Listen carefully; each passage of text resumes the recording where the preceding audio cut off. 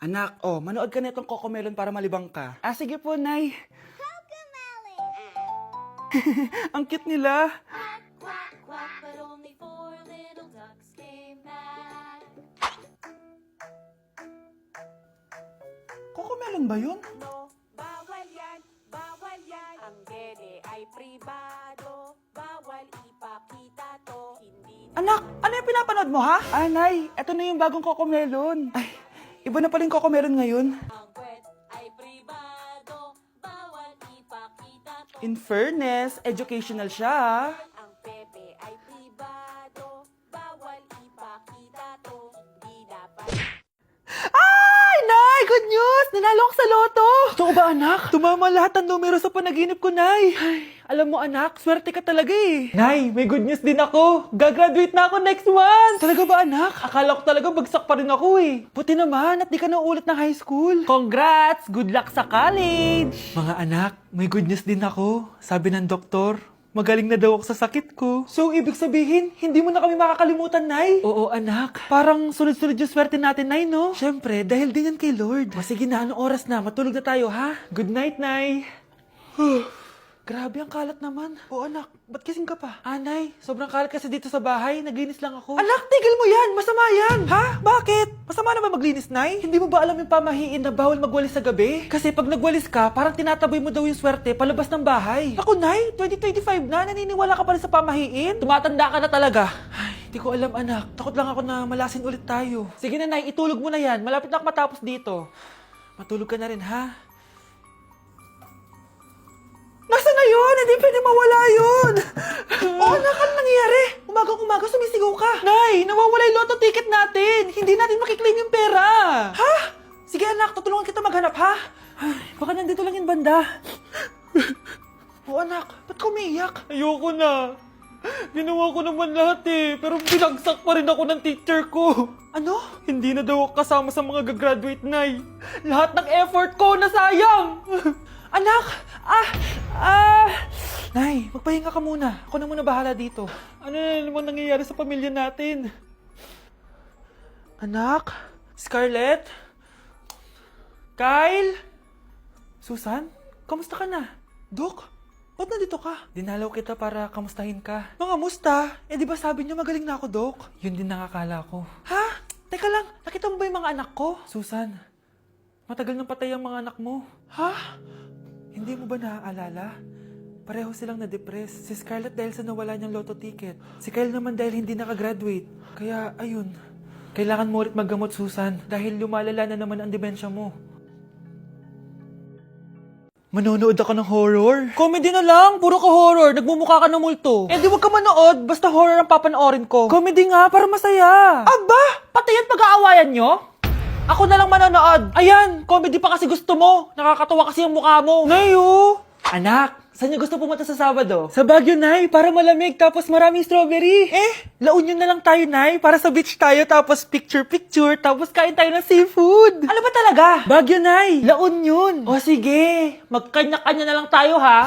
Mga anak, bibili ako ng pagkain. Ano gusto nyo? Jollibee Cheesy Yum Burger! Abay, mala! Nagkasundo kayo ah! Gaya-gaya! Bias ko yun eh. Bias ko din yan. Pero narinig ko na may bagong special Cheesy Yum Burger at gusto ko itry. O sige mga anak, wait nyo ako ha.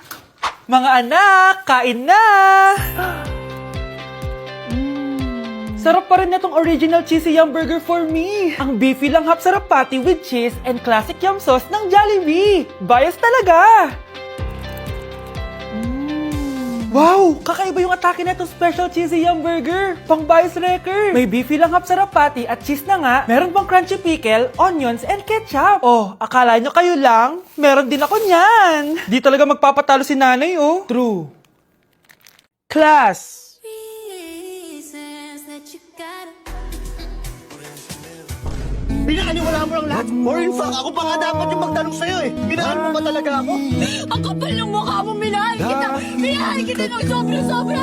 Oh, you could take like going back to Honolulu just to get that Maui Wowie, that Maui. Sa tukong pera sa bakong brincadeira. Diyos ko po, mas lang ako saglit eh. Kuya, sundan mo yan. Sige po, ma'am. Sinasabi ko na nga ba eh, may tinatago ka sa akin.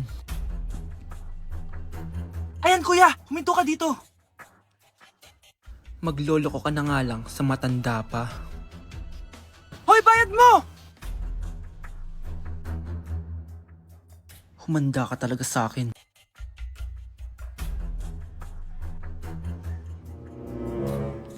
Ang sweet niyo naman, may paregalo ka pa ha? Ano yun? Scarlett? Anong ginagawa mo dito? Manloloko ka! Pinagpalit mo ako dito sa matandang pangit na to? May paregalo ka pa ha? Eh sa akin nga wala kang binibigyan na regalo eh. Scarlett, magpapaliwanag ako. Manahimik ka! At ikaw naman, matandang pangit, sayong-sayo na tong boyfriend ko! Magsama kayong dalawa! Aba, walang respeto tong girlfriend mo ah! Ano pinagsasabi mo, Scarlett? Eh, nanay ko to.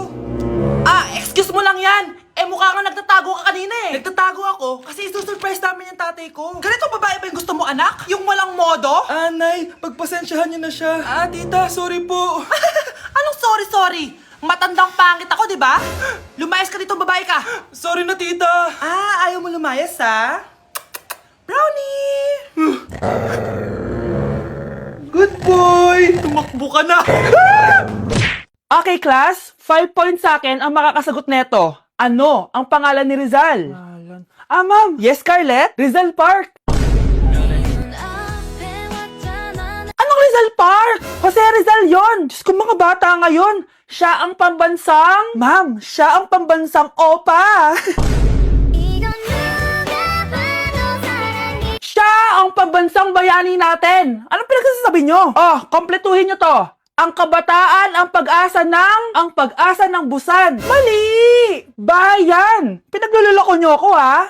Eto. Ano ang sinulat na libro ni Jose Rizal? Ma'am, El Filibusterismo.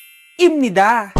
Tama na sana eh. Naloloko na kayo sa K-pop at K-drama na yan ha. Last na talaga. Ayusin nyo na. Okay class, last question. Sino ang kapatid ni Rizal? Kapatid ni Rizal? Ma'am. Eto, sure na ako sa sagot ko. Yes, Scarlett. Ang kapatid ni Rizal Park ay si... si Sandara Park. Ayoko talaga sa kanya. Bes, ayan siya yung pet peeve mo. Hi. Panira ng araw. Okay, class. Break time muna tayo. Hala, naiwan kay bakit kong pagkain.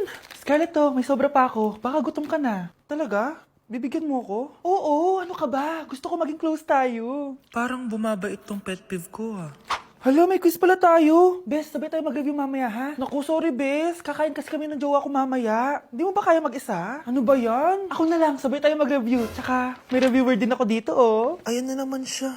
Sure ka? Ako talaga gusto mo kasabay mag-review? Oo naman, ba't naman hindi? Idol nga kita kasi ang talino mo Sige na nga. Okay, class. Para sa activity natin today, pili kayo ng partner nyo. Best, partner tayo Sorry na, best. Partner na kasi kami ng baby loves ko Partner na kami ng baby loves ko Tayo na lang yung partner, Scarlett. Ikaw na naman.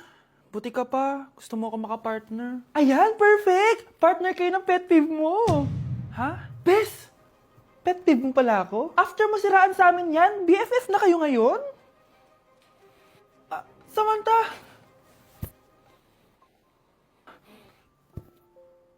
Samantha, magpapaliwanag ako. Ba't nandito ka?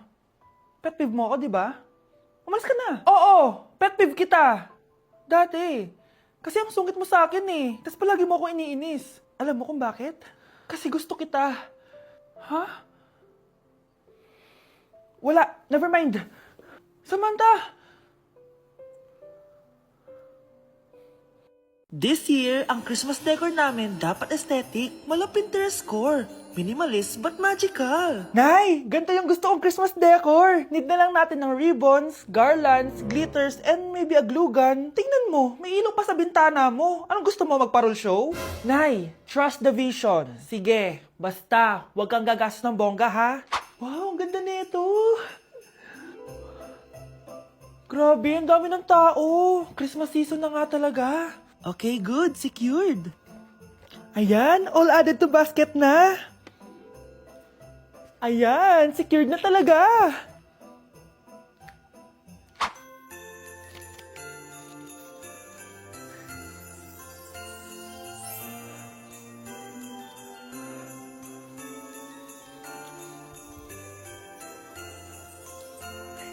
Anak, paubos na yung ribbon, no? O, eto, ribbon ng cake. Same color naman eh. Pwede na yan. Nay, masisira yung tea. Magkaiba yung sukat, to. Nay, ba't mo inopin yung electric fan? Mainit kasi. Ay, Diyos ko, ang kintab ng pusa. Ang gulo na tuloy. Gusto ko lang naman maging maganda to eh. Anak, maganda naman oh. Tingnan mo. At least, nagkaroon tayo ng mother-daughter bonding. Parang okay naman. O, di ba? I'm the OG interior designer.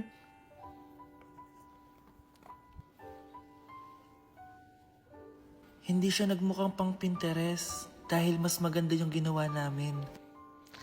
Eto, Nay, para sa'yo. Oh, ano to, anak? Nakita ko kasi yan sa National Bookstore. Tapos naalala ko, di ba gusto mo ng planner na galing sa mga coffee shop? Kaya binili ko na yan. Baka maging acidic pa tayo kakakapin natin. Makuha lang yung planner na gusto mo. Tsaka binilhan din pala kita ng pouch. Lagayin mo na kung ano-ano, Nay. Oh. Aw, thank you, anak. Welcome, Nay. Good morning, class. Bakit ang dami nakadikit sa wall? May ballpen, may walis. Ma'am, uso kasi to. Ididikit mo yung mga bagay gamit yung wall friction. Parang ganito. O, di ba, ma'am? Ano? Wall friction? Hoy! Baka mahulog ka dyan! Kung mga bata to, kung ano-ano kasi nakikita niyo sa TikTok na yan eh. Try ko naman tong calculator. Ang saya! Tingnan niyo, dami ng gasgas ng wall, oh. Tanggalin niyo na yan. Kung hindi, i-absent ko kayong lahat. Guys! Si ma'am naman na idikit natin sa pader. Hoy! Mangulong niya kayo! Ma'am, huwag kang matakot, ma'am. A few moments later. Hoy! Ibaba niyo ako dito! Guys, dismissed na daw tayo, sabi ni ma'am. Uwian na! Hoy! Isusumbong ko kayo sa principal!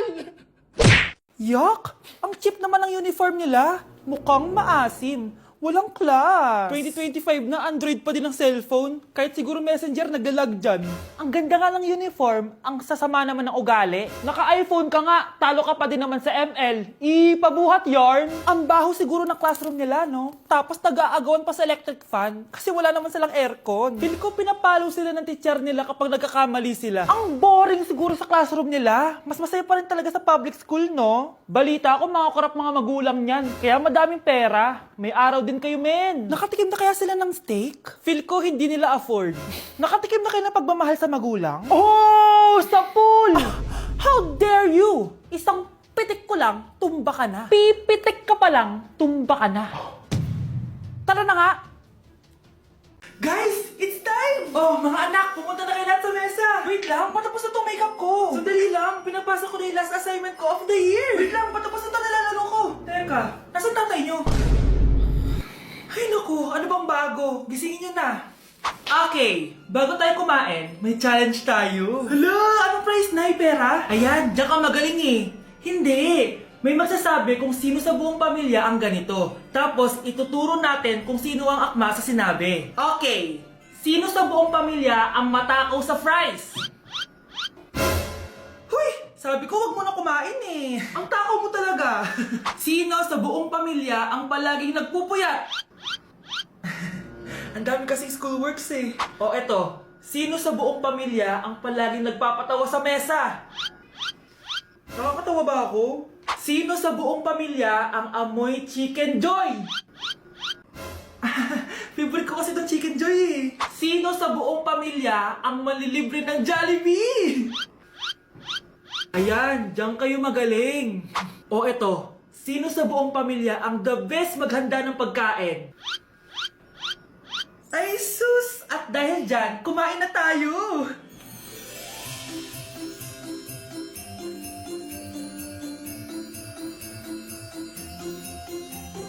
Sakto talaga ang Family Super Meal A, B, and C dahil nandito lahat ng favorites natin. Starts at 599 pesos. For me, sulit talaga to. And I can say that Jollibee is our joyful joy giver this Christmas. Buo ang saya ng Pasko with this Family Super Meals. Oh, sino sa buong pamilya ang maghuhugas ng plato? No, bakit ako?